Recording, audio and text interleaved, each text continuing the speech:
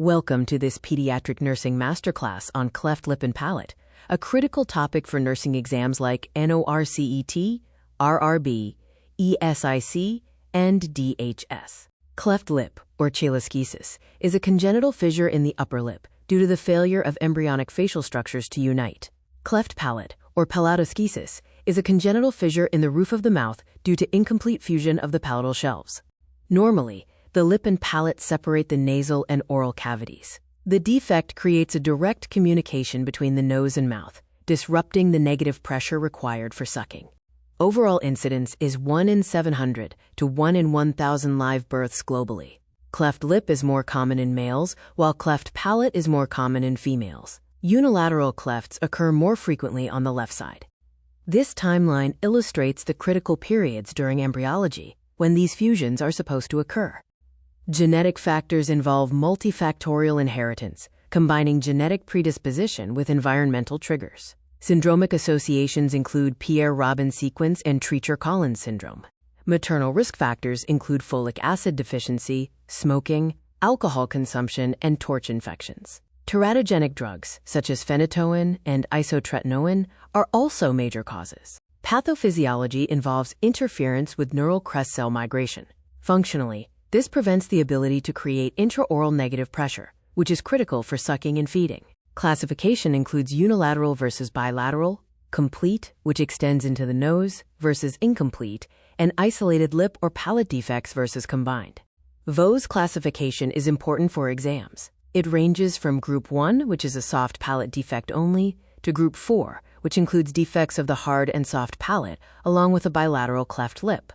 The major challenge is feeding, as infants cannot generate suction. This leads to nasal regurgitation, aspiration risk, and failure to thrive due to inadequate intake. Cleft palate causes recurrent otitis media due to eustachian tube dysfunction, leading to conductive hearing loss. Speech defects include hypernasality and articulation errors. Dental anomalies include missing or supernumerary teeth and malocclusion. Psychologically, parents may experience shock, and children can face self-esteem issues and social isolation. Here are some quick-fire facts. Folic acid deficiency is linked to cleft defects. Cleft lip is more common on the left side. The most common complication of cleft palate is recurrent otitis media.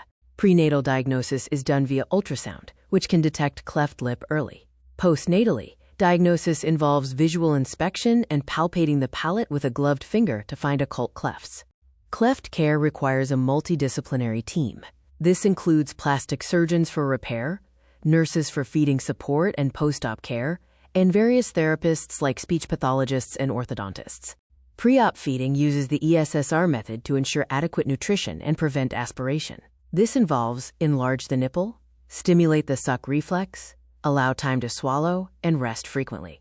Special feeding devices include the Haberman feeder, which allows milk flow by compression, the Breck feeder, the traditional Palate cup, and soft squeeze bottles. Breastfeeding is generally possible with an isolated cleft lip, as breast tissue can fill the gap. However, it is very difficult or impossible with cleft palate due to the inability to create suction. Provide pre-op psychological support by encouraging bonding, validating parents' grief, and showing before and after photos to offer hope. Cleft lip repair, or cheiloplasty, is usually done using the rule of tens: 10 weeks of age, 10 pounds in weight, 10 gm per deciliter hemoglobin, and a white blood cell count less than 10,000. Cleft palate repair, or palatoplasty, is timed between 6 and 18 months. This golden point is before speech development to prevent bad habits, but after some maxillary growth. Post-operative care for cleft lip, CARE, involves positioning supine or side-lying, never prone. Clean the suture line after feeds, and use a Logan bow for protection. The Logan bow is a curved wire that protects the lip incision site from trauma and relieves tension on the sutures when the child cries. After cleft palate repair, the child may be placed prone or side-lying, immediately post-op. This is done to facilitate drainage of blood and mucus and prevent aspiration, as airway is the priority. Diet progresses from clear liquids to a soft diet. Restrictions include NO straws, metal spoons, pacifiers, oral thermometers, or toothbrushes for 1 to 2 weeks. Elbow restraints or no-no restraints prevent the child from touching their face. Remove them every 2 hours for range of motion, and never leave the child unattended when restraints are off. Pain management is crucial, as crying increases suture tension and bleeding risk. Administer analgesics around the clock, utilize comfort measures, and anticipate needs to minimize distress. Immediate complications include airway obstruction and hemorrhage. Frequent swallowing is a sign of bleeding. Long-term risks include fistula formation and velopharyngeal insufficiency, leading to nasal speech. Key nursing diagnoses include risk for aspiration, imbalanced nutrition, impaired skin integrity, risk for infection, and parental anxiety. Long-term rehabilitation involves early speech therapy, orthodontics to correct malocclusion, and ENT follow-up for regular hearing tests and potential ear tube management.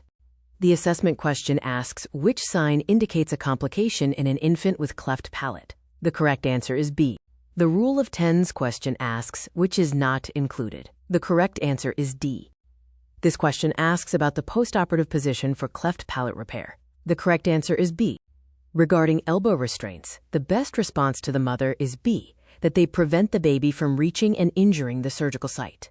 Golden points to remember include Z-plasty for cleft lip, Haberman as the feeder of choice, frequent swallowing as a sign of bleeding, folic acid prevention, Logan bow protection, and phenytoin teratogenicity. Discharge teaching should cover proper wound care, comfortable feeding techniques using a cup or spoon, recognizing signs of infection, and the correct use and care of restraints. This slide provides a summary comparison of cleft lip versus cleft palate. Thank you for viewing this video. Remember that consistent effort leads to consistent results. Good luck with your exams.